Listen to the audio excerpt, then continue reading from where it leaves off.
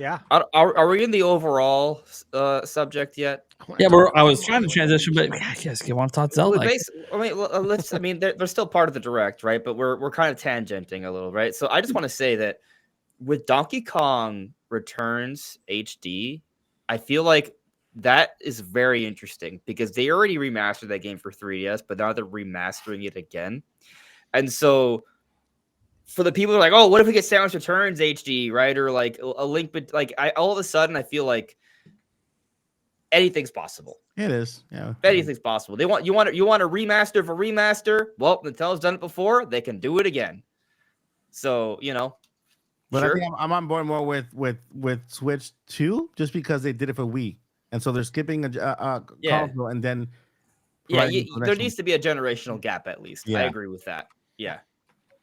Listen, my theory still I'm still believe my theory more than ever. Nintendo's going to have an ambitious Zelda remake within the first couple years of Switch 2. If it's not Ocarina of Time, sure, Twilight Princess, one or the other. That's what I think.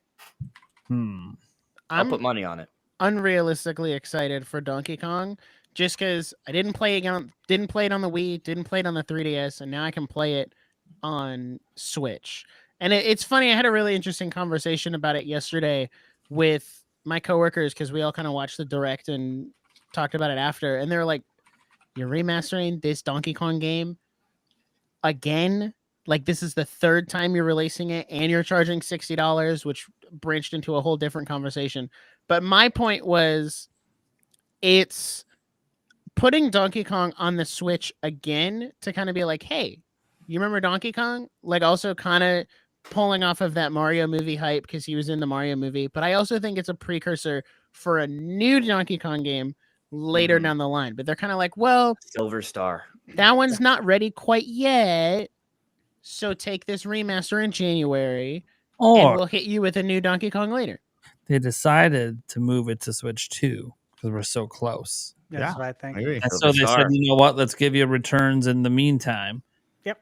And prepare for that drop closer to the next Mario movie. And Let me just say something here. So this is in line with what you guys are saying, I think. But this direct proved to me that the greatest leaker of all time, who is now dead, but the greatest leaker of all time is Midori.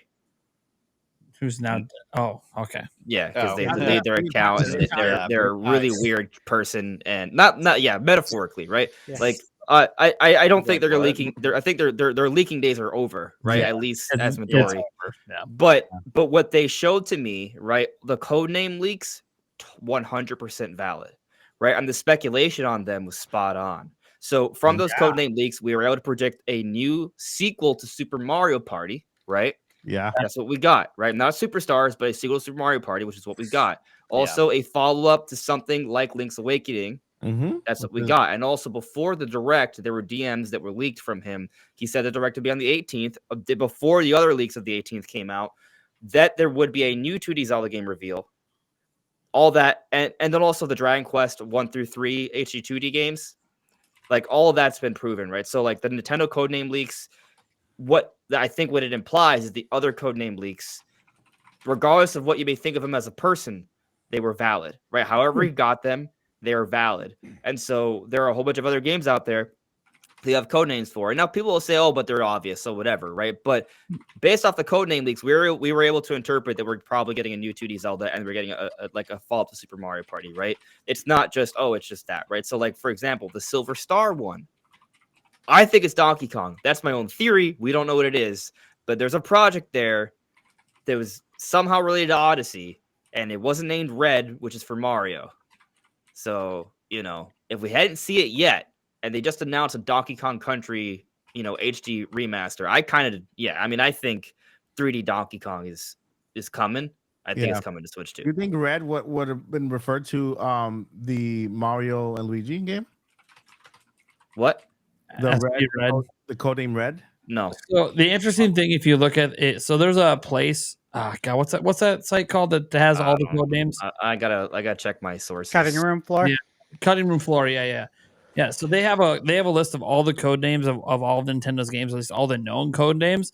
And what you'll notice with Red is always mainline Mario. Okay. Always 100%. It's never been used for any of the other series. Okay. So That's why it's like it's pretty sure that that's the next big Mario game. That Yeah, and that's SP Red. So Yeah. I want to add something to just piggyback on Nick's point when it comes to the sales for Nintendo Switch games. I see Nintendo. Some people might not like this. I see Nintendo like I see Apple. Games don't devalue that easy. They're very valuable. They're very well made, and a lot of attention to details put into it, and they're very replayable, right? So if a game comes out later on in HD, some people buy it again and replay it again. You go back to it years later and replay it again like it was new. And so you can't say that too much about every other franchise. Nintendo has the most IPs that you can actually go and back and replay and experience it again. So I feel like, when it comes to Nintendo releasing a game that was HD, $59, Nintendo games are valuable. I mean, look at Mario Odyssey. How long did it take Mario Odyssey to go down in price? I mean, listen, supply versus demand, right? Like if it sells, it's worth it. Yeah. And if you don't think it's worth it, don't buy it. Exactly. It always bothers me, and people are like, "Oh, this game's too expensive." Then don't buy it. But then Nintendo's not holding a gun to your head saying you have to buy it. But they're just putting it out there. Nintendo will tell you, hey, you can save $10 or $20 if you buy 2 ones with the voucher. Exactly. Yeah, that is a good deal. So the game on a budget, Nintendo's games hold value for longer because they don't drop the prices. So for resale, they're better. Yeah, it's funny that people complain about Nintendo game prices, but the thing is, Nintendo games sell better than other companies' games. So maybe they made the mistake by doing all the price drops. Maybe they should have never devalued their own games a month.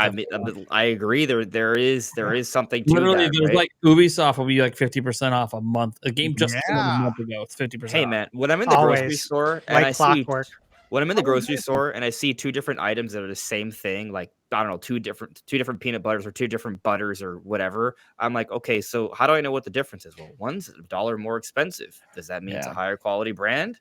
And so like sometimes I go for the cheaper, but sometimes like, well, I kind of want quality here. Maybe the higher price is, a better quality thing.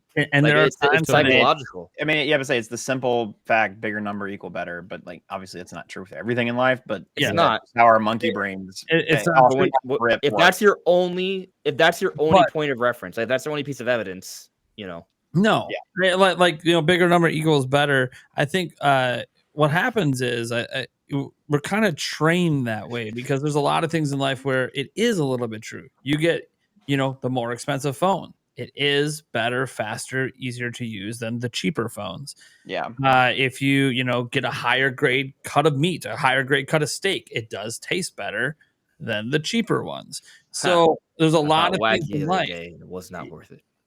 Well, there's some things that aren't worth it, but the point of saying is like if you there's just a lot of things in life where if you buy the more expensive thing, it tends to be a better proposition, but it's not true in all cases. Like if you don't care about playing on your TV, a Switch Lite might be a way better proposition than a $350 Switch OLED, even though you can argue about the OLED screen, but now you got a more pocketable version that's more portable. So there's a lot of different facets in it, but a lot of things in life, bigger is better. And because of that, when you look at game pricing, the game never drops in price, must be a high quality game. Whereas you see like, Ubisoft, you just dropped the new Assassin's Creed, $70. It's $25, 45 days later. Mm-hmm. Was it worth $70 in the first place? If 45 days later, it's less than 50% off. Is that? Yeah. Does that mean it was really worth 70? There's like this cycle where this is one of the things Mm-hmm. I buy often Nintendo games at launch, and I never buy a PlayStation game on launch because I'm like, I'll just wait, however long it's going to go on sale. I'll get a super good deal on it. Like I got Horizon for like $20 with all the DLC included. And but there's like a cycle where it's like they've trained, like these other companies have trained their client base to just wait it out. And then no one buys it at launch, and then they're like, well, shit, no one's buying it. We got to do something. Put it on sale. Vicious cycle. I mean, it's a vicious cycle. You kind of have to bite the bullet for a little bit in order to. But the problem is in this industry, right? Like you can't afford to kind of not have money coming in with how expensive their projects are. So they're in a totally. they're in a bind. Again, Meanwhile, that's where Nintendo's like, Nintendo's doing just fine about that. They're in a yeah. all the companies that are doing this are typically multi-billion-dollar companies making hand over fist profits. Yes. They actually aren't really in that big of a bind. They're just trying to please investors. They could literally get out of that vicious cycle and just not drop the price of their game. And maybe it hurts in the short term, but in the long term, it could lead to the evergreen status that Nintendo games end up having. And then they might better not yet, cut the CEO's pay out the way that they do. I think that's their plan. But though, like I think that's their business plan is to release it at full price. We're gonna get all the day one adopters. Sure, the whales. Then we're going to lower the price when it's time to release the DLC, which with Ubisoft games, that's 3 months later. Like they hit you with so much DLC. Was it Star Citizen? That is like a $48,000 piece of optional content you can buy. Yeah, Star Citizen's insane. They don't discount shit. Yeah, I want to extend this conversation to hardware, right? Because we're currently in the 8th year of Switch, right? It hasn't been 8 years, but we're working on getting through this 8th year, right? Yeah. And the Switch has yet to see a price drop.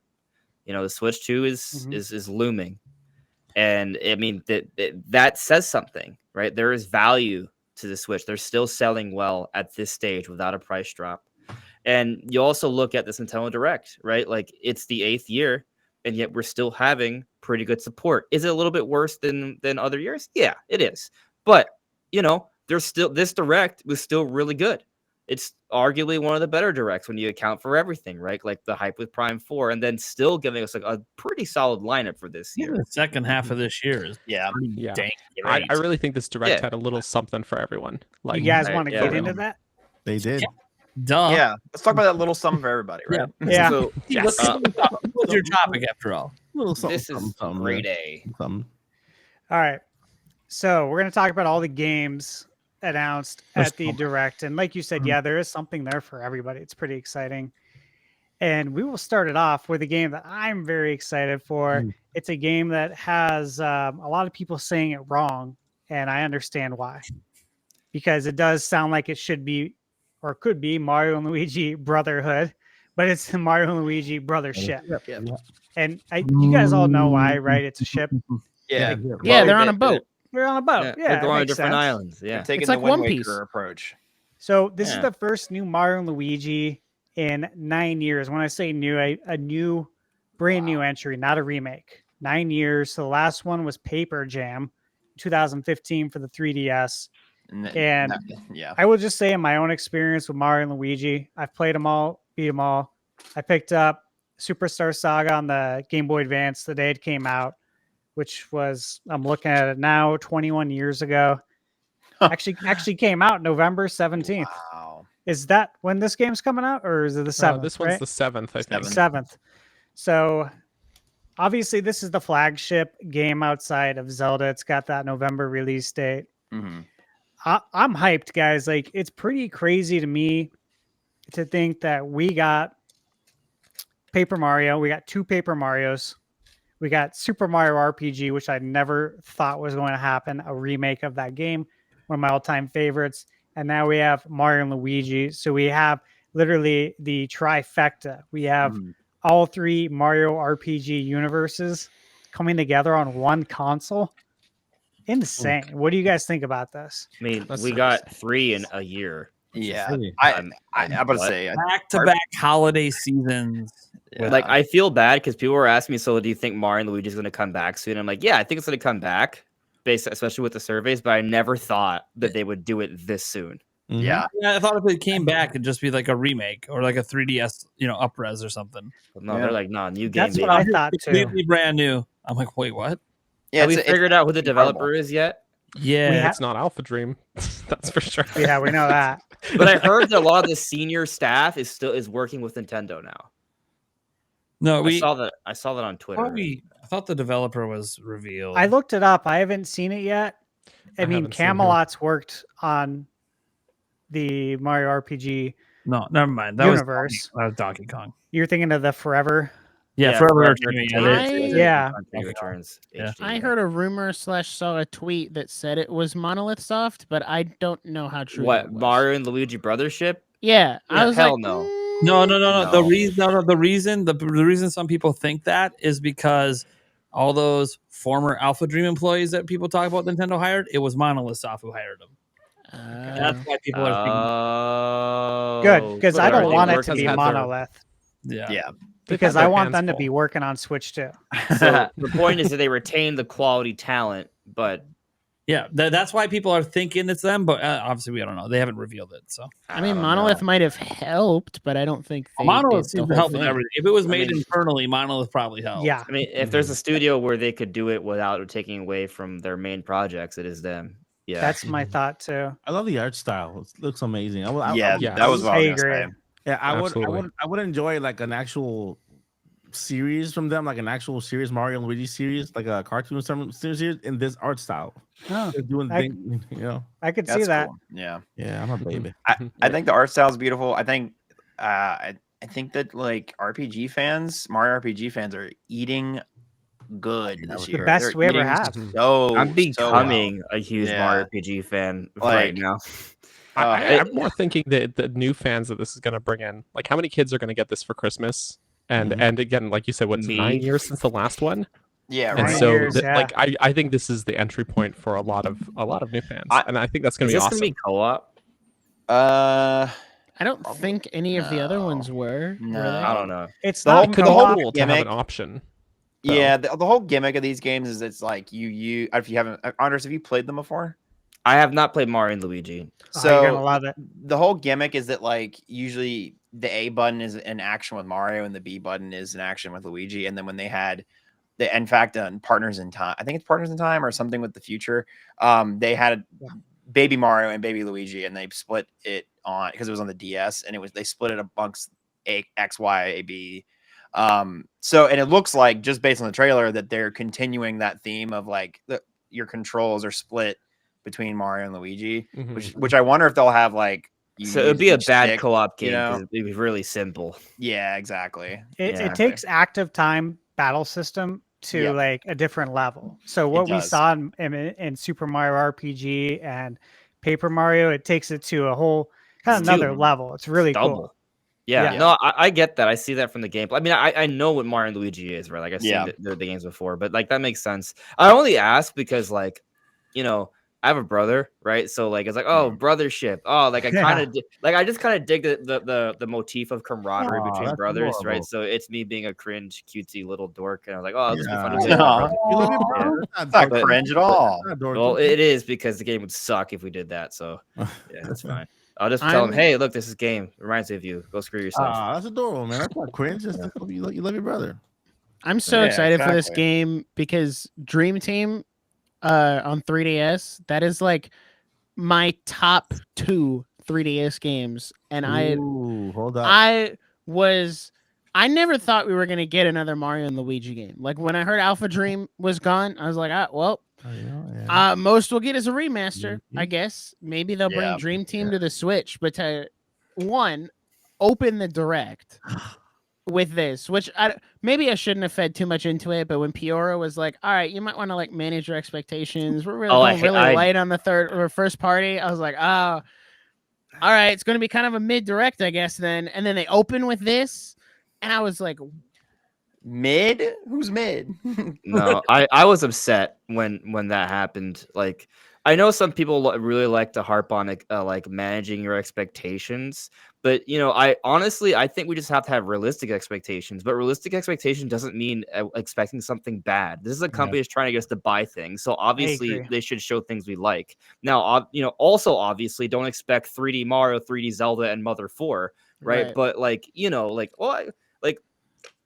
reasonable expectations doesn't mean this is gonna suck. Yeah. So yeah, when Pure went out and said that, considering that they have this history of leaking, and they did not say it as speculation, they said that this will be first party light. I would argue this is one of the best first party centric directs in a long time. It is. Pioro lost his mojo. Yeah, and I had a point with something Nick was saying, but I've lost it. I apologize. No, continue, Nick. Though with your, what you were saying. This is definitely a day one buy. I love the RPG, and like this made me immediately want to go pick up Super Mario RPG because I have it. I just haven't played it yet. Yeah. And I was like, okay, I'm gonna play that so it's done and out of the way. So as soon as this comes out, I'm ready for another Mario RPG. And I don't know, it's just like one of my favorite series, and I never thought we were gonna get another one. I didn't So think we this were gives me either. hope.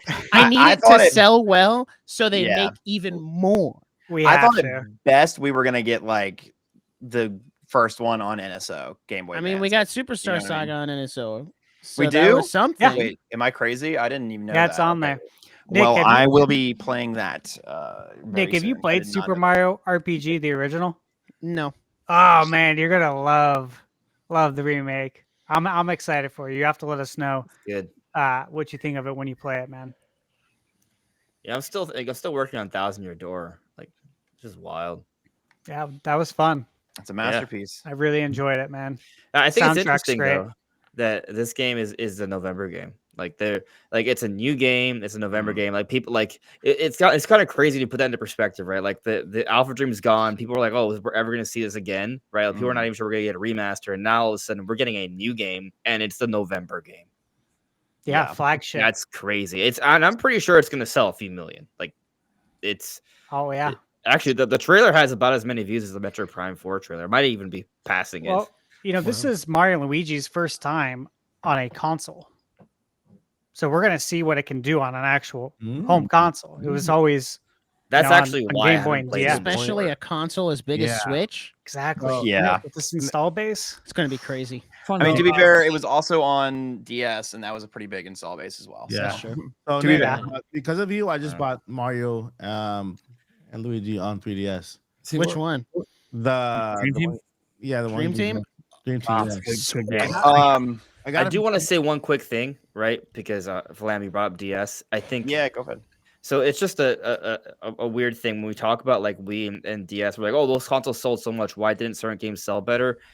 I'll go back to what I said about Wii. It was very casual centric. A lot of people bought that for Nintendogs or Wii Sports. That's so true. it's misleading in terms of the core fan base that would buy hardcore games. That's all. or Electroplankton. A lot of people bought it for that. I didn't even know I'm that totally game sold joking. well. Yeah, we're like, Okay. what? I thought it was What's interesting, but you should have saw the E3. hey, that Dude, stage in Smash Brothers is we cool. take it serious. that E3 presentation for it was riveting. You should have saw it back in the day. I'm like, what is I mean, going back on? in the day, I thought all those games were so fascinating, though. It was as a kid, I was very interested in like all of those games. It's right up there with Seaman on Dreamcast. I just want to point out we've made it about a couple hours into the show. We still haven't even mentioned the game that's probably going to sell the most copies on Switch this year. Yeah. What? Yes, we have. There's still a lot of games to talk about. Mario Super Mario Party. I'm just kidding. Is that the one you're talking about, Jamboree? Oh yeah. Oh, I'm so excited for Jamboree. Mentioned it. They say it's the biggest Mario Party ever, and that has me excited. Like I kind of like that it's a little bit of a hybrid. Like it is a follow-up to Super Mario Party, which had me a little concerned, but they are remaking a couple Mario Party maps. It's 7 maps, so they're kind of like the main criticism for Super Mario Party was the content, right? A lack of content. They're literally promising us that this is the biggest Mario Party yet. So they're addressing the main criticism right off the bat. I'm a little bit concerned. But I'm gonna explode if you don't let me, the Mario Party guy, talk about this. All right. You know what, Flam? You're right. I'll shut up now. No, you're good. I was just like, all right, this is my time to shine. This man's gonna Mario He's Party. gonna explode. So as Andres was saying, yes, it's Mario Party. It's a sequel to Super, unfortunately. Not that Super was bad, but it was also not good. But it seems like they're taking a lot of the criticisms to heart by adding a lot of new modes and giving us stuff from Superstars by adding old maps like the Cloud, the Rainbow Road map, and the Western map. So that's super exciting. And the Goomba Lagoon looks really cool, as you can see in the trailer right here. Audio listeners, love you to death.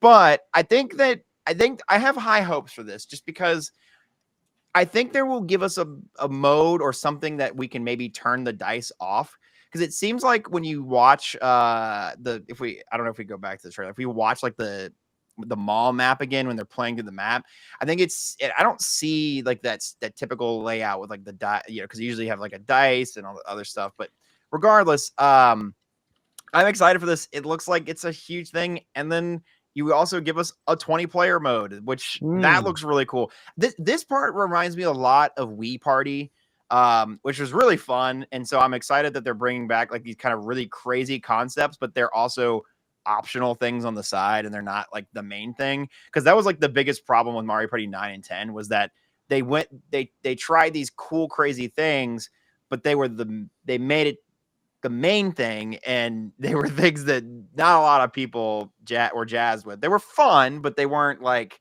okay, but where's my board game that I know and love, and I need to, So I'm excited for this. This should be a fantastic. I'm excited just regardless because I'm a Mario Party person and I love Mario Party. I'm going to force all my friends to play 60 turns of the 20-person meta thing. So I'm looking quick question for you, Papa. Do you think? go ahead. Do you think there's the possibility that they could add more maps to it with maybe with DLC or? Well, we theorized that for a while with Superstars, and we really wanted that for a while with Superstars. So yeah, if we pause it okay, so right there, it doesn't look the same as like in Superstars. I'll go back like a couple seconds. It's like this way. I'm looking at the dice thing. Well, a little bit more. Go back a little bit more. Yes, there. So that doesn't look like Super Mario Party. Nope. The dice UI at the bottom looks different. So it doesn't look like there's character specific dice, or at least maybe there's an option, or certain maps have it and certain maps don't. And that makes me hopeful and excited because that's what made Super Mario Party super unbalanced and very not fun, because then it's like, oh, you have a tier list now of meta characters and they're not purely cosmetic. You can actually shop. You can shop for stuff in here, right? Yeah, I want to ask you that too. Yeah, since you're the Mario Party expert. Yeah, go ahead. So this is like, I read about this. This board is a 3-level mall. Yeah, and it's gonna have flash sales. Yeah, what's up with that?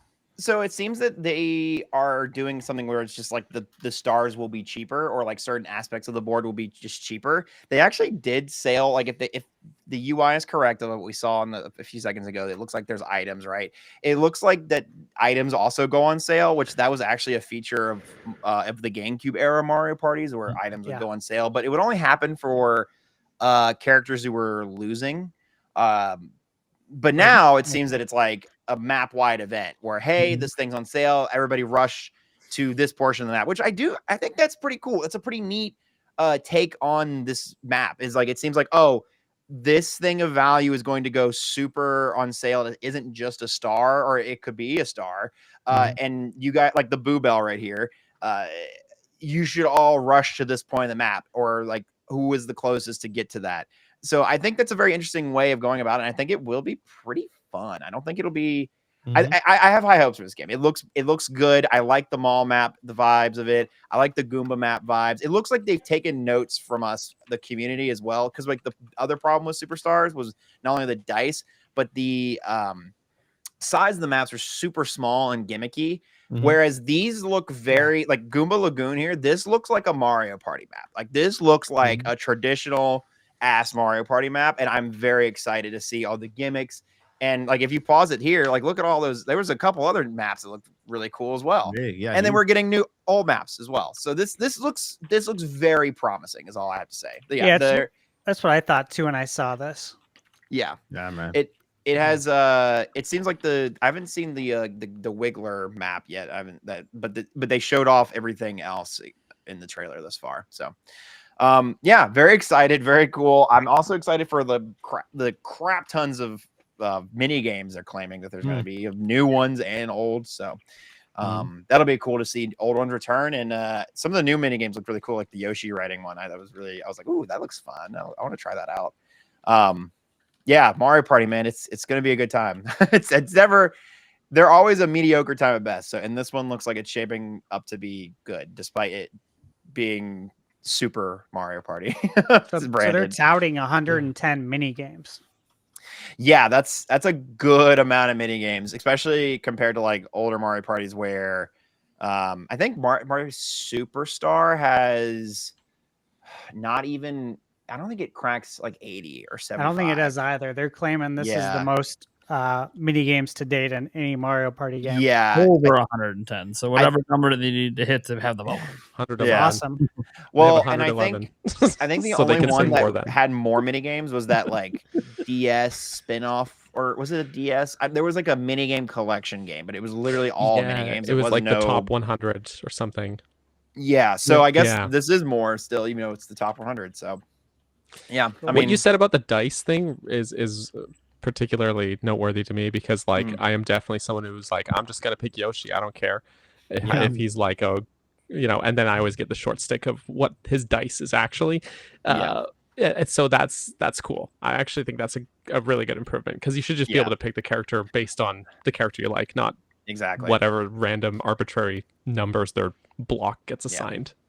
Yeah. And it'd be one thing, like, so they've done character specific items in the past, and that hasn't, like, it was good, but it wasn't like meta defining, like, and it made it really bad in the past. Like in Mario Party 7, there's the random item you can get changes sometimes from character to character, and sometimes they're a little busted, but overall, for the most part, it wasn't anything like, it wasn't like it affected turn to turn play like it did in Super. Like Super, it was like if you pick like Shy Guy's like the best character. They roll, if you don't know, they have 3 5s, 2 4s, and a 0 on their dice. Like that is how they roll. So it's like they roll the most consistently, like best consistently, but then also they have the chance of whatever. And then there's characters, like, oh, they can roll 10, but then like the rest of their dice is like super low and blah blah blah blah blah. So that's exciting, like to see that. Hopefully, I don't know, at least the way it looks in the trailer, I hope, fingers crossed, that they're not following in Super's footsteps with that mechanic. So anyways, that's my piece on Mario Party. And Andres, again, sorry to cut you off there, but I was busting at the seams. I was like, I gotta do this. Is my bit. This is my bit. He just pants in between. Don't worry. I talk too much. It's good. 20 players though, man. 20 players. Yeah, 20 players is gonna be it's awesome. Crazy. Yeah. But that's great for us. Like, it's gonna make great content. Stuff. It'll make a great YouTube video, that's for sure. Yeah. The live streams, guys, we're gonna have at Nintendo. Oh yeah. Oh, it's gonna be fun. Me, Alfred, all of them. We're gonna fuck it up. It's gonna be great. I'm seeing it. I can see it now. Anyways. You guys, anyone else want to comment on this game before we move on to the next one? Well, I know with this game, the one thing that kind of stuck out to me with the trailer too is that in the one cart thing, they said you could go up to 40 spaces if you roll the dice right. That is absolutely insane. It's a raceway, baby. Gotta go fast. Well, and I like that. Again, that's like a side mode. It's not like the main gimmick of like you can fucking zoom around the map, and it's like, okay, that's good that it's good that they're separating these things. It's giving you options. That's the big thing. It's giving you options. The next game we better talk about is Hello Kitty Island Adventure, because it's finally fucking coming. We're going to head out. You guys are all hyped. So excited. I know the chat is. Gamer girls across the world rejoiced when we saw Hello Kitty Island Adventure. It was amazing. It was fantastic. Listen, I had to throw some representation. I will mention Nintendo World Championship. It's coming out soon. Is anyone picking that up? I am. I have it pre-ordered. I got the Japanese version too. I got I'm really on the fence, and I collectible one. Yeah, I'm more interested in the collectible goodies that the special edition comes with than the actual software. I don't know what that says about me, but nothing. That doesn't say anything bad. I mean, I'm truly a fan. I'm interested in the collectible too. Like, I pre-ordered the Japanese version as well, so I can get those Famicom Switch controllers that it comes with. What? Like, it comes with 2 Famicom Switch controllers. Okay. Oh, that's that. They're Joy-Con controllers that you can use with NSO. I'm shopping right now. I'm shopping 1 second. Yeah, like they both have really cool collectibles, so I got both. I'm excited for it. I grew up on the NES, so this is fun for me. Yeah. Oh yeah. I like that they included like a speedrunner board. Like that, I think that's very cool, because I feel like Nintendo doesn't acknowledge speedrunners all that often, because they see it as like this borderline like infringement of not playing it the Nintendo way. So it's good to see that they're like acknowledging that on their public, forum. I agree. Yeah, because they've always been real like arm's length with speedrunning and that kind of stuff. Because again, I feel like they always see it as like not necessarily hacking the game, but basically a step away exploiting from it. Yeah, exploiting it and doing it the way that it's not intended. But anyway, it's good to see. It's good to see that. It's good to see that they're embracing that, at least of that generation of gaming. What game did we not talk about? Well, there's some more here. One of them, NSO stuff, right? I'm excited about, and we're gonna touch on one of the big ones that you guys probably know. But I gotta ask you guys about Fantasian Neo Dimension, and there's a couple reasons why. One, I've heard really good things about it from Apple Arcade. That it's been on Apple Arcade. They say it's like stuck in Apple Arcade jail, and it's finally coming out. And right here, Hironi, is that how you say it? Hironobu Sakaguchi? I looked him up. Dude, quite the resume. Worked at Square from 1983 to 2003. He worked on Final Fantasy 1 all the way through 10-2. He worked on Super Mario RPG, Chrono Trigger, Xenogears, and Kingdom Hearts. Just to name, that's not even his whole resume. If I did his whole resume, I'd be talking for another 2 minutes. But he created this game. So someone with that kind of resume, I'm going to take notice, show my respect, and really look at this game and think, okay, well, what's this all about? Because he's created he's been part of or created some of my favorite RPGs of all time.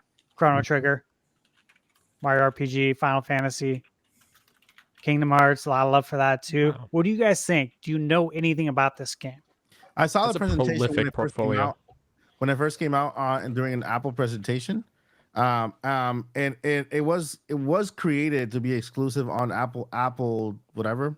And so then of course with I think maybe for like about a couple of years, and now it's free to everywhere. But I did see he took stage, he talked about his past, whatever, and he spoke about how bringing Chronos Cross and all those little games to Apple TV. But yeah, I was super impressed with this game when I first saw it on Apple TV. With Apple TV is a little device here with a chip that I don't think does much until the M series came up. Yeah, it's a really good game, really good RPG. I played it for a little bit, and it's just like a turn-based RPG. Was really cool with the little mechanics and the kind of like little swirl thingy that you have to kind of aim and stuff. But it's pretty cool. Anyone else play it?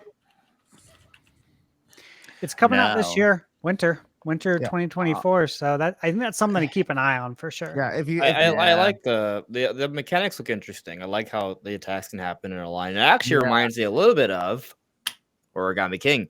But anyway, I do see that. If you have enemies that are kind of aligned in a certain way, you can actually kind of have your shot kind of go in that direction, so it hits all the enemies that are aligned in a certain way.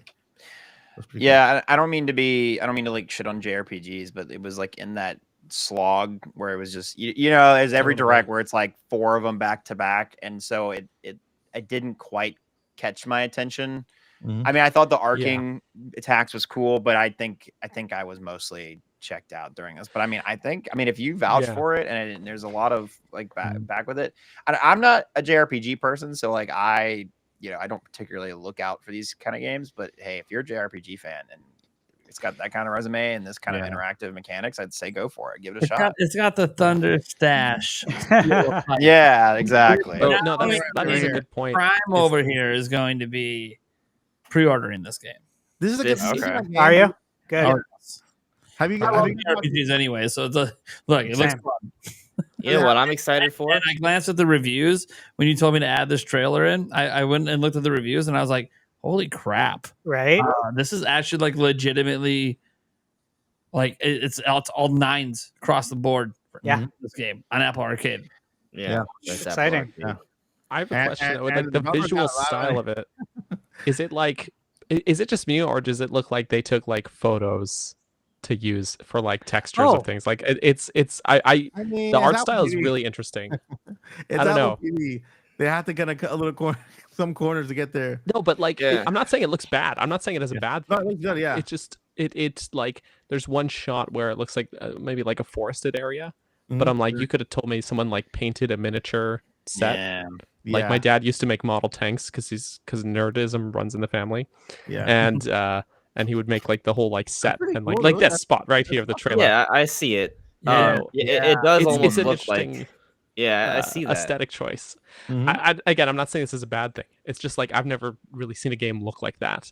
Yeah, So and everything kind of looks like that too. it's like, cool. yeah. You know what's again reminded me of that a little bit, but to a way less significant degree, just one part.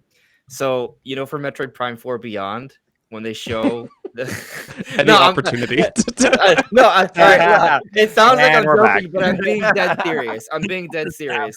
So when they show, hear me out. So when you when wait they show 7 years, guys, this is what happens. But no, I'm being serious though. He needs his moment. This has been years. The forest years part where they show the forest, right, and they show the giant tree and the mountain, the bridge. The side of the mountain with all the trees there, it looks almost like kind of photorealistic as well. Like that one's part of it. So right. Yeah. But no, it's cool. Like every time we talk about a tree, Metro's gonna come up.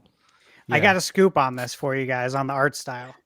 Yeah. Because I read it earlier and I was like, well, let me double check it's this game. So right here, I'm reading Fantasian is a turn-based RPG. So the game's most unique features is its art style. All of the environments are real-life dioramas handcrafted by Japanese artists. That's the whole game. Handcrafted. Yeah. So someone made models of these environments. Yeah. And took images of them for the see, because I was like, it looks like weirdly realistic in a way. It's like the best way to do pre-rendered backgrounds. Yeah. That's cool as hell. It is really cool. Very sick. Impressive. There we go. Dude. Okay. It's like what Flam said here is it was like there's this stretch in the direct where you just see anime RPG, and you kind of start to zone out a bit, and it's almost a disservice that this game was like lumped in there. Yeah, I agree. Yeah, but it wasn't a disservice to the developer who got millions from Apple. Yeah, true. Apple was the one who actually petitioned for the game to be made.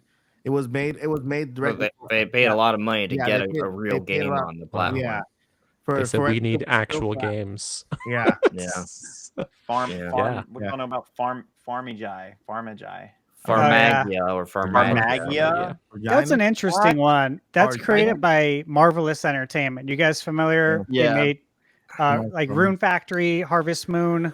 They actually did No More Heroes 3. But their farming game is very strong. Yeah. Because the farming genre started with Harvest Moon on Super Nintendo. Is this the one where you farm animals? Yeah, you farm your ads. But not by breeding, but by growing them like plants. Honestly, that part caught my attention. I was like, kind of funny. Right? Yeah, I was like, hold up. What's going on? And they use the artist from Fairy Tale, which interestingly there was a game of Fairy Tale in the same direction. Yeah. Pokemon. Yeah. I think it looks kind of cool. Like, of all the like kind of basic looking Japanese RPGs we see in every direct, this one stood out a little bit to me. I'm probably not going to buy it, but if I see it at a discount someday, I might give it a try. I like the art style. Yeah. Art style was cool. Interesting. It looked very interesting. I mean, if there's a demo, maybe I'll play the demo, and if for whatever reason I like it, maybe I would buy it. I don't play farming games, but I got nothing against them. My girl plays Stardew Valley. She absolutely loves it. I got her hooked on that. Great. It's a great game. Yeah, like I respect it. I respect the cozy nature of it, all that. I don't play it because I know if I do, I know what will happen. I'll get sucked in and then I won't play anything else. Same reason why I never accepted an invitation, 20, 25 years ago to join a World of Warcraft group. I'm like, I can't, guys. I can't. Dude, it happened to I me. love hearing your conversation about it. I can't. I got stuff I got to do. I got other games to play. Come join. It happened to me in Animal Crossing New Horizon because that game was like real time at the beginning of when it started. Yeah. So I literally had to play the entire year, go through every season, every event, terraforming. Like by the time, like, wait a minute, what year is it? Where are we? Yeah, for real. Yeah, look in there. Speaking of art styles, I will dunk on this game because I have an affinity. I do not have an affinity for it. The Funko Pop game looks like absolute dog shit. I won't lie. It looks so fucking bad. I like Funko Pops, man, but that game looks awful. That trailer. Can we please play the trailer? Because there's a specific moment in the trailer where I went, oh wow, this is dog shit. It was so bad I didn't download it, but I thought it was like that on purpose. Yeah. No. It reminded me of LJN from Nintendo. Yeah. Do you guys remember LJN? No, what The is company that had all the licensed games that were just complete dog shit. It's sad because it has it has worlds like Back to the Future in there. I know. Yeah, it has cool IP. And but yeah, the exactly. the shaders in the trailer weren't even fit. Like the textures look undone. There looks like there's no cohesive art style besides they're plastic. They look like plastic. Yeah, but the Lego game is in there, and that looked way better with like plastic instead. Exactly. Funko Pop. It does not So hype. This does not look like a finished video game. I will point out the moment where I went, oh, this is so fucking bad. Like it looked not great here, but at least I was like, okay, maybe it's just a pre-render. They'll add some shaders. Like even in this part, I'm like, dude, this looks like a fucking like VR, like, oh my god, frame drops in the trailer. Like, what do you mean? I did notice the frame rate. Like, I will defend this game on one ground. I think it's a big heads. On one ground only. Here's the thing. I think this game's made for kids. Yeah, sure. Roblox has frame drop like a billion devices. People play. Kids deserve good games too. Okay, right here, right there. The fucking rewind right there at the very end. They didn't even do the fucking courtesy of like fake busting open. It just phases through the fucking box. He just walks through the plastic. Nintendo put this in their direct and they're fucking phasing through a wall. To be fair, they probably paid to be in the direct. I know, but that's still insane. Yeah. So and you can't destroy the box. The box Does this game look this bad on the other platforms?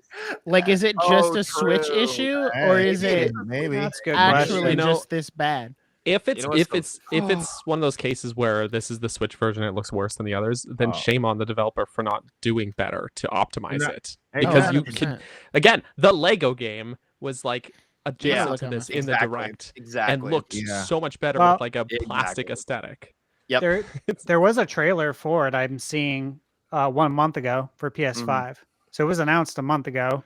Okay. I guess none of us heard about it because Funko Fusion wasn't on our radar. We did not care. I think there's a reason that game nobody knew about it. Look, like come on, a third-party game now. It's gonna sell more Funkos.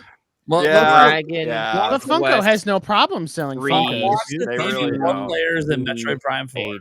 What? What'd you say? You said Prime 4. What? Oh, he just said something mean. You're gonna get worked real. You're gonna get crazy. What did you say? I can't hear stupidity. Oh, You say stupidity. It's on multiple platforms. It probably will have more players than Metroid Prime 4. What? Funko Pop? Okay. Pop game. Okay. Oh, I don't know, So- maybe. Say this. My kids watched the direct, and that was the one game they got excited for. damn. You know, your I'm kids gonna say deserve this. better. I'm gonna say this. Funko Pop, whatever it's called, looks more interesting to me than Fantasia. You know what? I don't even. Didn't you say you have to leave early? I don't. What's happening? I don't know. I'm answering emails. Heated here. in here. It's getting heated. Oh my god. Yeah, I mean, They're just I probably should have left like a long time ago. They're just Nintendo games, guys. Let's jump into the next game. tomorrow. Be nice. The what else next we got? game's exciting. This game actually was like, I think it was my third most hyped game. My first two in no order was Mario and Luigi and Zelda. Yeah. But my third most hyped game was Dragon Quest 3 Oh, HD yeah. 2D. Holy shit, that looks amazing. I agree. It's Really awesome. beautiful. I want to talk about this, but you Whoever- just told me that Metroid Prime 4 is below all three of the games you just mentioned, and I'm just I'm Oh having no, an I'm talking aneurysm about right games coming out this year, brother. now. Oh, okay. All right, you're good. Oh. You're good. Same thing. All right. No, if it was coming out this Jeez. year, it would be. I think it would be number one if it was coming out. This year. Totally agree with you. Dragon Quest 1 and 2 because that's next year. Yeah. So it was cool watching this. I was in Prime. I was in your live stream. I was watching it, and it was interesting because at the end of this trailer, the way they pan out and are like showing the art kind of get filled in. Yeah. Like I was holding my breath a little bit because I'm like, I'm really hoping they show 1 and 2, right? And the music was still playing after they should have probably transitioned to the next game, and they didn't. And I'm like, oh shit, are they going to show it? And then they did. So yes, we are getting Dragon Quest 3 first this year. And then we're going to get 1 and 2 next year. And dude, Is it personally, I'm a huge fan of this series. Now, do you remember what he said about the reasoning for that? Yeah, actually, I was reading up on that a little bit earlier, and there was something to the effect of playing them backwards, and that they were going to intertwine with each other. And so 3 is actually a prequel. Yeah, that 3 is a prequel. So canonically, that's the order they take place in. So the story will flow. Okay, that makes sense. Yeah. Okay. Yeah, it was right here. Like I had the exact same question about it, and I was streaming earlier today, and a friend of mine chatted, and it was like, and clarified that. The head guy behind it actually said it in the direct. So it's 3, 1, 2, right? 3, 1, 2, or 3, 2. That is the 3, 1, canonical 2. order. Yeah, it's 3, 1, 2. So that's why 3 is coming first. It's not because they're skipping 1, 2 for next year. No. It actually is the first game in the story. Oh, I like it. Okay. So. I mean, it's very confusing how they do it. It is. It's kind of like Final Fantasy 2 in the US. It's like 6 in Japan or something. Oh, yeah. Exactly. Yeah. Makes no sense. So will this sell more than Metroid? Maybe. Probably. Yeah, it will. I'll tell you why. I'll tell you why, though. If you guys don't know, Dragon Quest in Japan is the biggest JRPG. It is absolutely huge. They have a Dragon Quest Day in Japan. What? Oh, wow. Yeah, Dragon Quest is massive. They have a Dragon Quest Day. A lot of people don't go to work. Tokyo Metropolitan. They play, and you guys know Japanese people, man. Like they're very big on work, man. They're very disciplined. Yeah. So for them to not go to work for Dragon Quest Day is pretty awesome, in my opinion. It's pretty sick. Like, it says a lot. But I was talking with a friend about Dragon Quest on X, and the way Dragon Quest is viewed here in the West versus in Japan is very interesting because it's kind of flip flopped. Like the way we attach to Final Fantasy versus the way they attach to Dragon Quest. That's like one and the same. So the way people love Final Fantasy here is like how they are in Japan with Dragon Quest. And I played Dragon Quest 11 S Deluxe Edition. That's the one where you can play literally in 3D and it looks great. And at any point in time, you can freaking change it to 2D. Oh, it's amazing. That is insane, dude. I to put this in perspective, because this game was rumored to be in the Direct. The Japanese live stream for the Nintendo Direct is the most watched live stream in Japan history. Oh wow! Okay. It's no joke. The most watched one in Japan. And all because these games were rumored to be in there. There's something else I think should be mentioned. Akira Toriyama has wrote like illustrated at least the first one, right? And so like the designs of the characters look very much like Dragon Ball characters. Yeah, and I'll just remind you all, Akira Toriyama passed away recently. He's kind of like a global icon. Yeah, so it's a good tribute. You basically took my question. That's about what I was about to ask, man. I also got to say that artwork they showed is amazing. And this is a callback to me to just my times growing up, where box art had to sell the game. Oh yeah, because you didn't have the internet. You couldn't go online and look up reviews. We didn't have access to video game magazines. You had Nintendo Power and you had EGM later down the line, and Game Pro magazine. But like back then, when these games came out, you didn't have that. So like in the NES era, box arts and the few screenshots and the quick little synopsis he had on the back of the box, it was huge. And as you guys have seen, as years have went on, box art has dropped off tremendously because it doesn't sell it anymore. They don't pay people to create nice box arts anymore. But with this, the box art is nice, dude. I love it.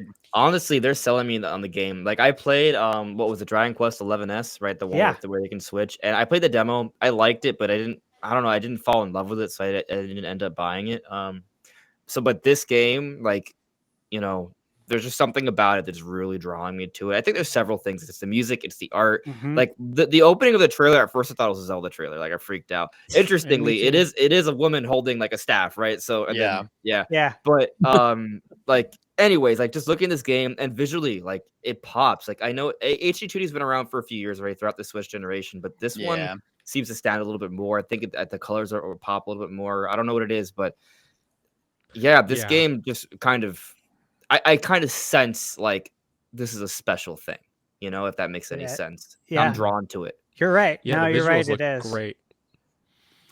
And the HD 2D, like when it first came out, it was Octopath Traveler was the first one to do it, and I thought it looked absolutely amazing, like very, very beautiful. I love the art style.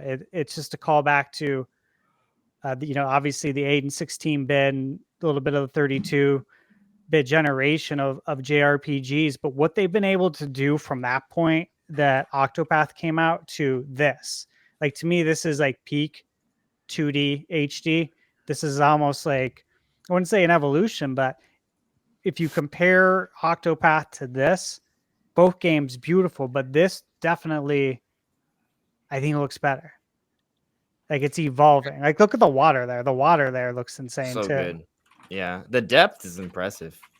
It really is. And this gives me hope because look, we all know that there were so many great JRPGs during that 16 and 32-bit era. Obviously, we had Final Fantasy 2 and 3 on Super Nintendo, or of course 4 and 6, however we want to go with those numbers. But you have those games that are absolute masterpieces. And I look at games like Chrono Trigger. If you could do that to something like this, or Earthbound too. I mean, Earthbound. Oh my god, an Earthbound game in this style? Holy shit. Like this works. This really works. Easy. Do you know how many people would fucking freak out on this side of the oh my dude. The thing about remaking that and Chrono Trigger game, dude, is the combat would have to be like overhauled, I think. Like not mechanically, just visually. Yeah. Oh, that's the battles were you got my brain going about Earthbound's battle screens in like with this fidelity, like this visual fidelity. That would be an experience, right? Just like a little trippy. Yeah, that would be amazing. It's really cool. I do too, man. I will never give up on Earthbound.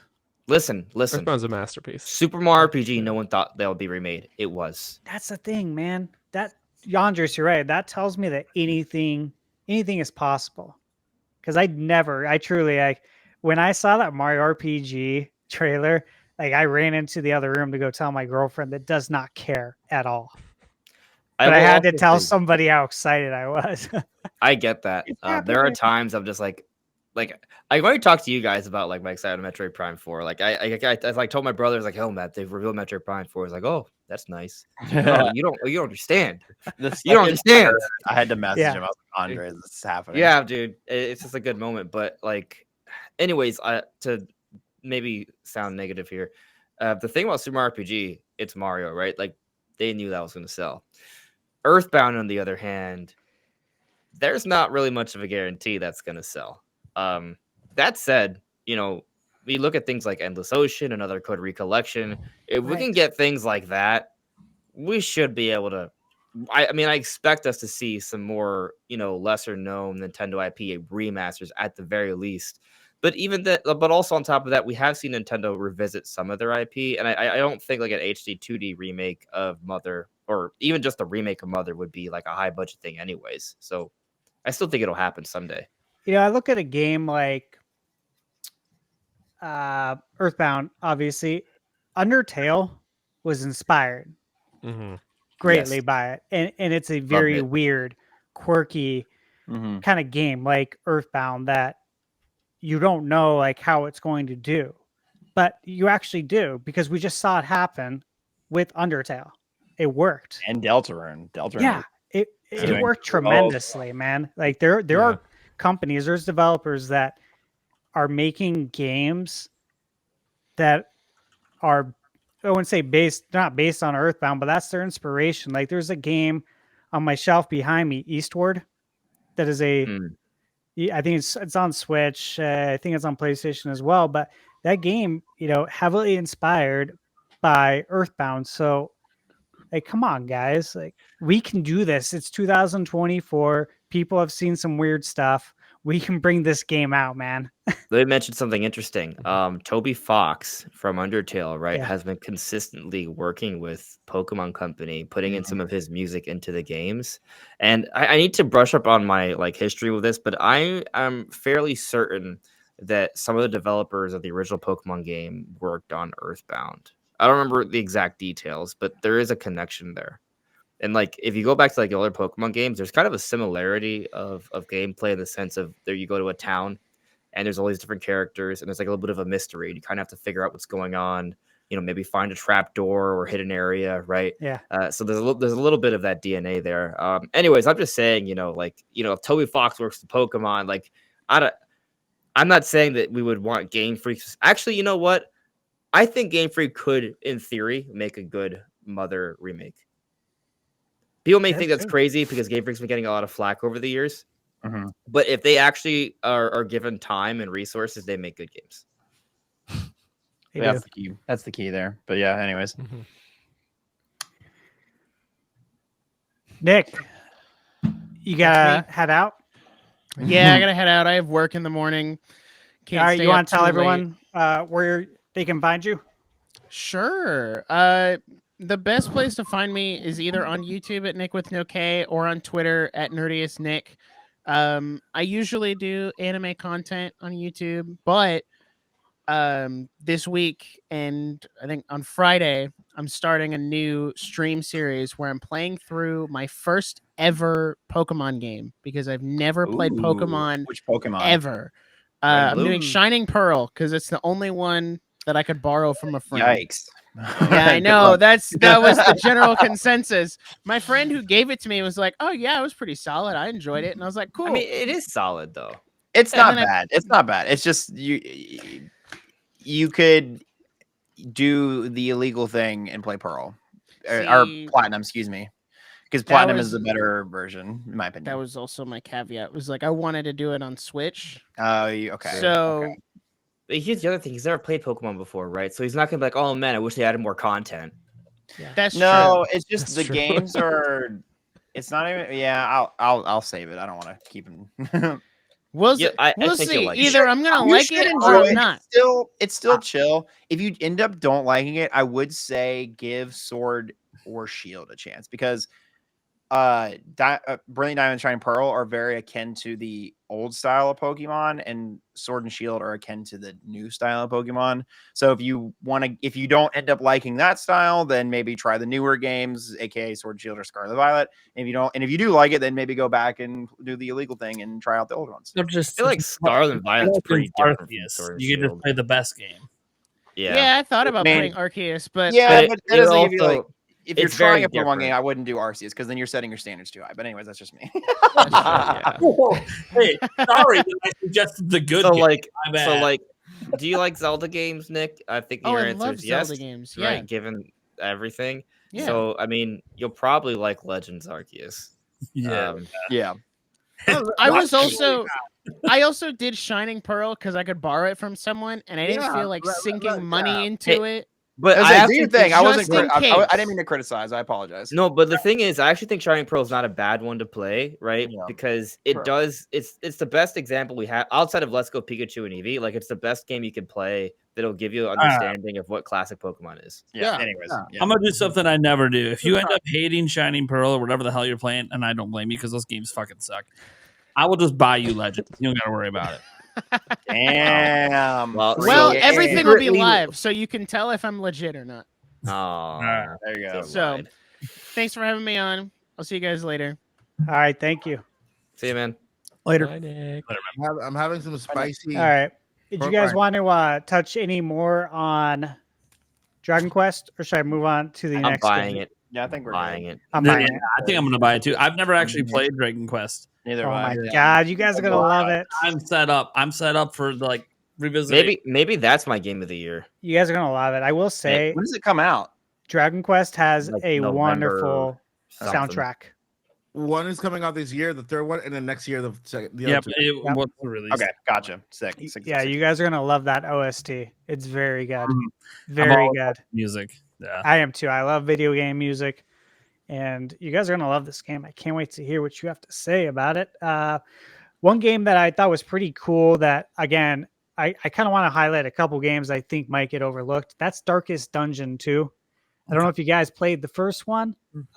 It's got I will say this, I like to look at Google for the user review percentage of how many people recommend it. Because I feel like people who are writing into Google, it's no bullshit. Like they're giving you their honest thought on this game, and they're not gonna do that otherwise. They're not making any money. There's no agendas with this that could happen in game journalism. And it's got 94% on Google, and it's got 84% on Metacritic. I think IGN gave it a 9.1. And so this is kind of a big sequel that, it could get overlooked. And I think the first game I think it came out in 2000, maybe 18. So this has been in development for a while. Let's see. I like the art style. That's what I said about it when I first saw it. I like the kind of. I think it's one of those games that people don't really know unless you play it. Like, wow, cool. Yeah. It came out June 19th today, 2017, 7 years ago. Man. Oh wow, all weird. Right. Okay. Anniversary, baby. Cool. Was this in the trailer? I didn't see it. Yeah, you probably didn't notice it. Yeah, too dark. I had a guy worked with at the mortgage company that was talking to me about this game. Yeah. And he was telling me, he's like, Steve, I don't play games like this, but you should check it out. Like, it's so good. And he bought it off the eShop. Wow. And he raved about this game. He said, face your failures. Wow. That it took him away, like, from his family. Meaning like he was addicted to it. And I was like, okay. He lost his kids and wife in the house. Yeah. I want to transition to NSO stuff because I thought we had some pretty good ads. So we had Metroid Zero. I almost said Metroid Prime. Metroid Zero. And we also got what else did we get? Oh my god, Link's Four-Sword Adventure, which is very cool, and it has online co-op, which was very cool, very much interesting. But the thing I found most fascinating about the NSO this time around was the addition not only of Perfect Dark and Turok, but the fact that there is a mature N64 section now. Yeah, and I wonder how that. Wow, very cool. I appreciate that because that means Conker's bad for a day in the horizon. Maybe that'd be pretty cool. 64 now. So I kept refreshing my N64 app on my Switch, and the GBA games had already hit the NSO, and I'm like, wonder why these haven't hit yet. Is it a separate? It's a separate app. It is. So then I go to the eShop and I'm like, oh, I'll just see what's see if there's anything on sale, and it was right there. Is there logo. Is there a parental? I guess if you have your account in and already knows. Yeah. So I wonder if you have the parent controls on the Switch, if you try to go in and download it, does it could probably ask for a password. Fun fact, those golems in Turok would scare the shit out of me when I was a kid. Because N64 games were already inherently dark, right? And so Turok, you're playing it at night, right? You're just walking by. Imagine 10-year-old me. And there's this giant freaking green dark thing bursts out of the wall right in front of me. I was shook. I just find it interesting that the mature section exists. I guess they had to do that, for ESR. What is it? This bodes extremely well for future mature games. They don't have to conquer, but this is just still Nintendo. Interesting. It is interesting. Okay. Yeah. So in Japan, they were required to do it. Yeah. Oh, so they just did it. Okay. So they decided to do it here. What I find interesting, GoldenEye's not mature. I know. That's what I was thinking. I'm like, that's a shooting game. I guess there's no blood, but I think it's teen. Oh, they pushed really hard for a teen rating. I remember this back in the day because they would have hurt their sales big time. Bro, PG-13 movies have blood all the time. It makes sense. Yeah. But actually, it's really exciting because I was too young in the 90s to play Perfect Dark because it had an M rating and had strict parents. So I'm actually very excited to play it now. True story. That's cool, I saw it in the direct. I was like, shit, I never played Perfect Dark. That's a very highly regarded game. N64 controller? Yeah. I do have the N64 controller. Okay, good. Then you're gonna So- get the perfect experience. Yeah, That's it's gonna be great. That's Just I'm, you got to edit the controls to actually make it playable. yeah, I ain't doing that. I just got the controller. So fun fact with Turok, I had a similar issue, right? They already got in the game. My dad also played the N64, right? But they still let me play, right? But after a while, I remember having like an argument. I was sitting in the car. I said 10 earlier. I was even younger. Like, I don't know. I was born in 91. Like, I was playing this when I was like, what? Like 6 or 7 or something, right? But I remember having an argument with my parents. Like, they're like, no, we're gonna take this back. I'm like, no, it's fine. Like, I'm not traumatized. It's a good game. Stop. Like, I was fighting with them for them to not get rid of it. I won that battle, but it was a scary fight. My cousin and I picked it up at Toys R Us, Turok, right when it came out, and it was expensive. I can't recall if it was $69.99 or $79. I think it was $69. Star Wars Shadows of the Empire was $79, and I stand by that to this day, despite the internet trying to say there wasn't $80 N64 games, because there was, which is why when the $70 games came out, I was like, oh, I lived through 80. We paid $80 for that game. Yeah. But Turok, man, that was a fun game growing up. Did Turok not already have a separate release on Switch, like an enhanced port of Turok? Okay, so I didn't hallucinate that because I was like, Night Dive Studios. It's pretty good. There's some nice visual enhancements, like, modern controls. Like, I think there's even gyro aiming and HD rumble. Yeah. Like, that's pretty cool. Pretty but good. I mean, if you don't want to shell out for that and you already have NSO, then this is a great option for sure. Absolutely. Yeah. Night Dive Studios is killing it when it comes to the 90s first-person shooter remakes. Like, I played Star Wars Dark Forces. Reviewed that on my channel, and my God, they did such a great job with that game. 4K, 120 hertz is impressive. Yeah. Oh yeah, it's awesome. Really good. Yeah. What really other good. N64 games do we anticipate coming to the mature like ones? I can think of only two. Conquer, yeah, Conquer. That's one. Killer Instinct. Oh, is that? Yeah, I think is it mature or teen? I don't know, but Killer Instinct. Because there's already the Super Nintendo ones are already on NSO. I definitely want the N64 one though. It is T for teen, Killer Instinct. Okay, so there's that one's not. What about Resident Evil? Yeah, is that N64? That'd be cool. Yeah, Resident Evil 2 was.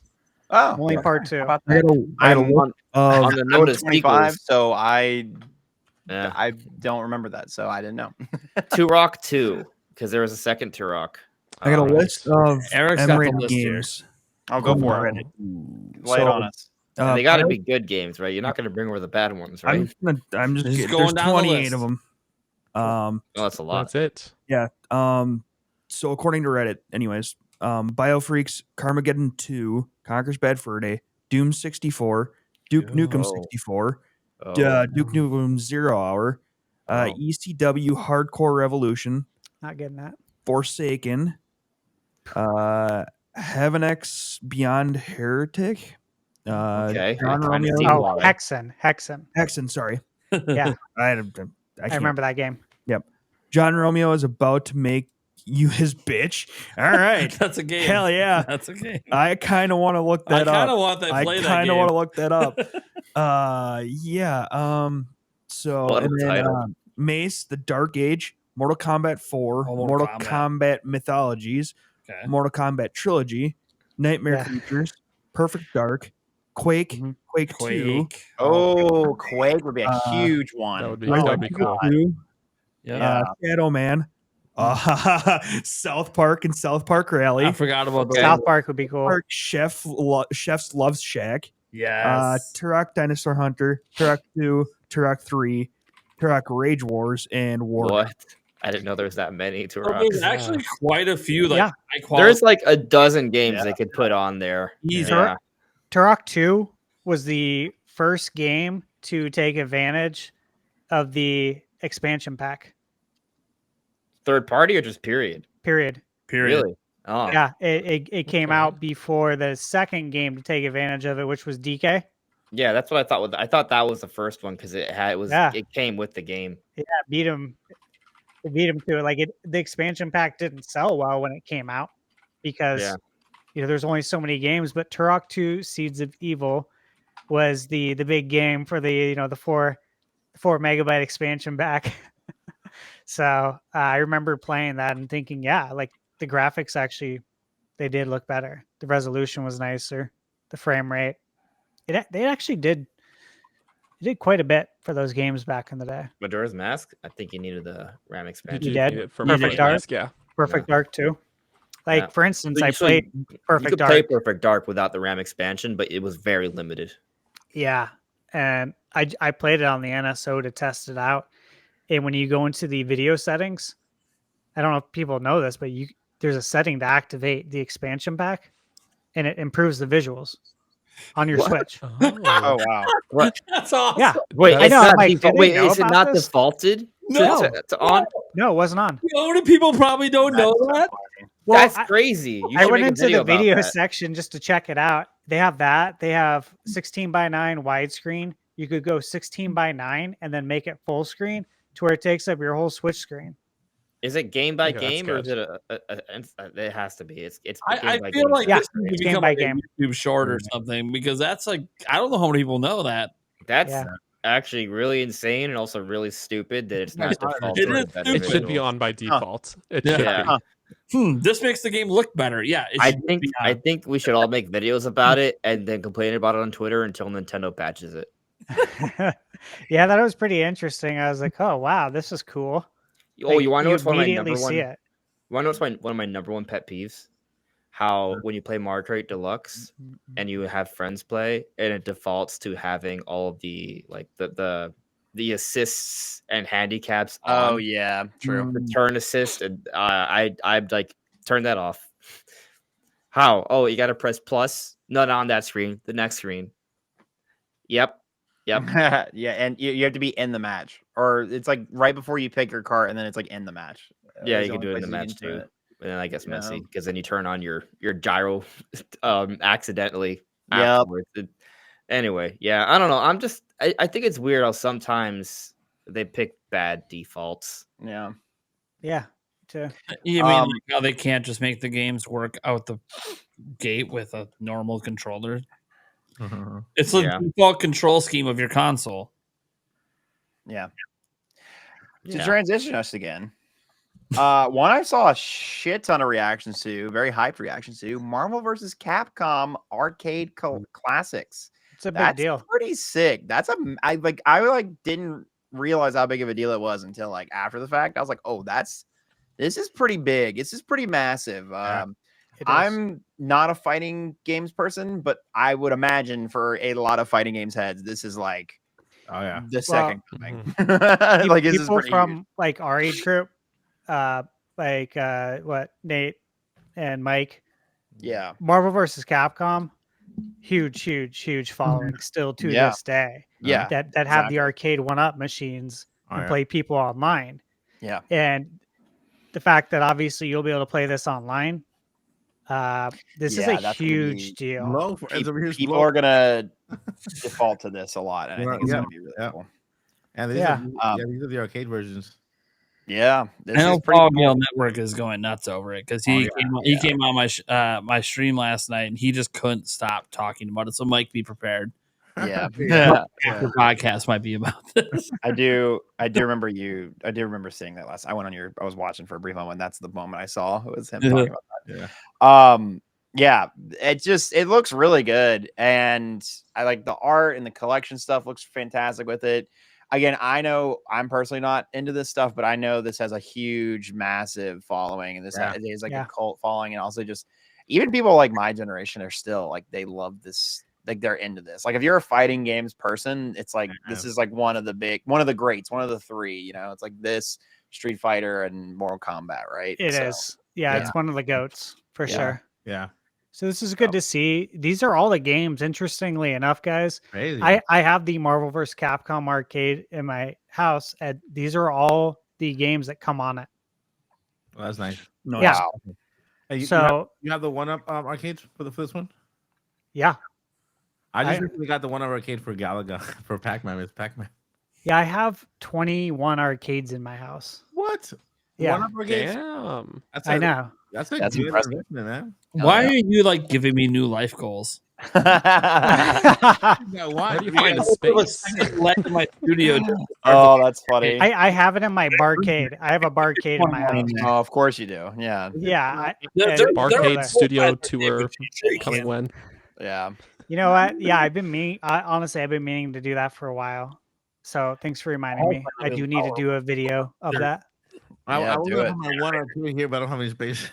You gotta do like the TikTok thing where you like All right. show off. It is your arcade decided, everyone. cabinets. The next I know. Nintendo Prime Live meetup is going to be when I get my own little studio space. We'll have a There separate you go. room of just There you go. arcades. Hell Yeah. yeah. We're going to have an arcade party. That's the Yeah. goal. That's the goal. That's the goal. It's really cool. That was my goal growing up. Like I remember in high school telling my serious girlfriend at the time, and she remembers this too, that if my dream one day would be to own a house and have wall-to-wall arcades. And of course she's like, yeah, that's never happening. And here we are. Yeah. And so it is pretty cool because obviously growing up, that's not a reality.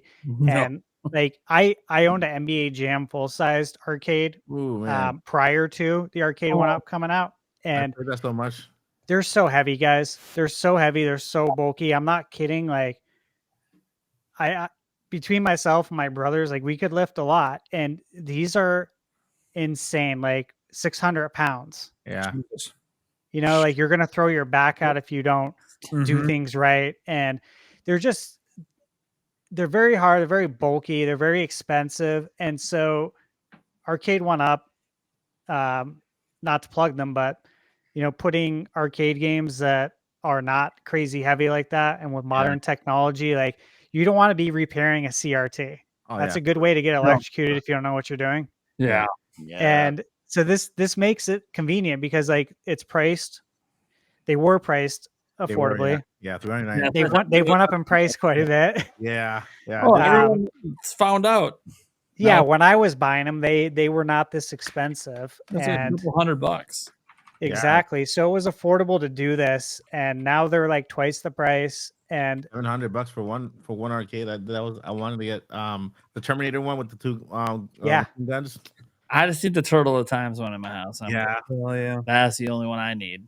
I got the turtles in my house. Yeah, of course. I have the Miss Pac-Man and Galaga one just because my wife's favorite game is Miss Pac-Man, and my favorite game growing up was Galaga. And so they're like one side is a Galaga like theme and art, and the other side is a Pac-Man. Did you get the sit down one? That's sweet. It's a full size one. Okay. I just didn't get the stool with it. I got the Miss Pac-Man cocktail one. I'll take it. Like the bar one where you get to sit down. It's I'll send you my address. Yeah, just go ahead and send it on over. So my dream is to have the F-Zero AX. Oh, it'd be so cool. Yeah. The full arcade. And while I'm at it, Luigi's Mansion one would be pretty sick, and the Mario Kart one. Mario Kart. would be sick. Crazy. I'm saving up. Well, I have $0 right now, but I'm gonna save up. I'm gonna save up because I want to get one of those GP Mario Kart, the dual ones. Yeah. Because on our next house when we're moving up, I'm gonna have a little more space. So I'm gonna have those two Mario Kart. They're $3,000 if you're gonna buy the arcade. It come side by side, but the Mario Kart games, and they were made by Capcom, is it? Which one? I have no idea. The arcade, the actual arcade Mario Kart ride, because they have. I want to say is Namco. Namco. Yeah, Namco. They have other characters that are not even in Mario Kart. They're not from Nintendo. Yeah, Pac-Man. Yeah, Pac-Man's in it. And so it's pretty cool. I like it. Dude, I always forget like Nintendo with the arcade stuff because not like the OG like Donkey Kongs and all that, of course, but like we were me and my fiance were at a bar last week, and they had a couple arcade machines there, and here she is hopping in that Cruisin' USA one with the giant Nintendo logo on it. Yeah. And I'm like, dude, I totally forgot that was Nintendo. I used to do Cruisin' USA a shit ton back in my arcade day. Yeah. Totally forgot Nintendo. Is that not on NSL yet? Cruisin' USA? No. Well, here's the thing. Cruisin' USA is a Midway game. Nintendo got the rights to Cruisin', and they released like recently Cruisin' Blast. That's a Nintendo published title. I have it on Switch. Yeah, I have the physical because I respect because it's Nintendo and it's actually a good game. It is. But yeah, Cruisin' man is classic. Yeah, man. Cruisin', Yeah, song, the music's so classic. I would love to play. I would love to have a Daytona. Man. Daytona USA in the house. That would be so cool. That would be sick. So I just want to tell you, we have to get to this. Are you gonna head out? Well, I'm not gonna head out yet, but I want to tell you there's a short timeline because I just ordered food. Oh, I see. And I have to go pick it up. Speed run. Luigi's Mansion, 2D Dark Moon, whatever. Dark Luigi's Moon. Mansion. Coming. We already knew that, but it's coming. Yeah. Next, Lego Horizon, kind of neat. It's kind of weird that you're just doing the game again, but Lego. But hey, it's cool. Stray, 4-year-old game coming to Switch. A 2-year-old game. Sorry. And then a last one I feel it's worthy of note in my opinion is Ace Attorney. Yeah. Miles Edgeworth. Hey, Happy Pride Month, everybody. What the Hello Kitty one? Hello Kitty with the Animal Crossing. Already said that. Already said Hello Kitty. And don't We forget, literally made the joke earlier. don't forget Just Dance 2025, man. Like it wouldn't be a direct without it. Every direct. There's an obligatory JRPG section and there's an obligatory Just Dance section. Just every Dance direct. 2025 is coming. I Yeah. can't believe it. Yeah, Oh dude. my god. I'm just waiting for pre-orders. I Who could have unironically predicted like this? Just Dance Just games. Dance is just like Oh, they're great. It's just funny that they're in every single fucking Do direct. you remember those CDs that came out with the tracks of and they had these infomercials like buy it now. You get the 2 CDs for the price of 1, and they have these tunes like, and they have the either the old tunes from Britney Spears or whatever, but they came in jams, the jock jams or whatever. Yeah, I remember Jock Jams. Jock Jams. And so like that now that's more that's they still release the now music ones. yeah. They Oh, the still now make music those every year. They still make them. So basically that this is the equivalent of that.